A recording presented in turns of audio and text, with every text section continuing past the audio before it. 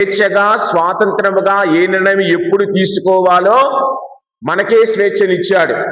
అయితే చాలా మంది అనుకుంటాం, ఫలానా వాళ్ళ ప్రోద్బలంతో ఇది చేశాను, ఫలానా ఆయన ప్రోద్బలముతో ఇది చేశాను. చాలా మంది మా ఆవిడ అందండి అందుకే చేశాను, మా ఆయన అన్నాడండి అందుకే చేశాను. ప్రతి ఒక్కరికి విచక్షణ జ్ఞానం అంటే మంచి చెడుల మధ్య తేడా తెలుసుకునే వయసు అందరికీ ఉంది. ఈ రోజుల్లో ఒకప్పుడు 10వ తరగతి దాటే వరకు మన పిల్లలుగా పరిగణించి నీకేం తెలియదులేరా 11 అనేవాళ్ళు.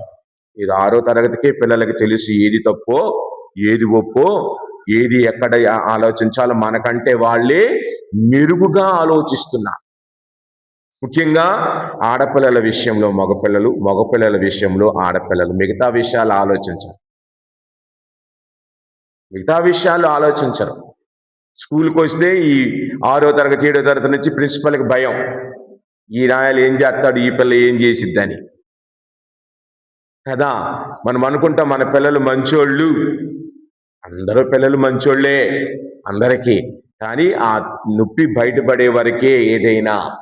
ఈ రోజున నీవు నేను కొద్దిగా సంపూర్ణముగా ధ్యానించినప్పుడు అంటూ ఉన్నారు, అదిగో ప్రతి ఒక్కరికి స్వేచ్ఛను స్వాతంత్రాన్ని ఇచ్చాడు. కావున నీ ముందు నిప్పు ఉన్నది, నీరు ఉన్నది, నీ ముందు జీవము ఉన్నది, మరణము ఉన్నది. వీటిలో ఏది ఎంచుకుంటే బాగుపడతావో నీకు తెలుసు. నిప్పును తీసుకుంటే కాలిపోతామని, నీళ్లలో నీళ్లు తీసుకుంటే చక్కగా బాగుపడతామని, మరణాన్ని తీసుకుంటే అనగా పాపాన్ని తీసుకుంటే నాశనం అవుతామని, జీవాన్ని తీసుకుంటే దేవునితో కలిసి నడవగలమని. అందుకే ఈనాటి చివరి వచనం ఏమంటూ ఉన్నాడు, ప్రభు ఏ నరుని కూడా పాపము చేయమని ఆజ్ఞాపించడు. ఏ నరుని కూడా తప్పు చెయ్యమని పాపము చెయ్యమని ఏ నరునికి కూడా దేవుడు చెప్పడు. కానీ మనమే దేవుని మీదకు నెట్టేస్తాం, మనమే భగవంతుని మీదకు నెట్టేస్తాం.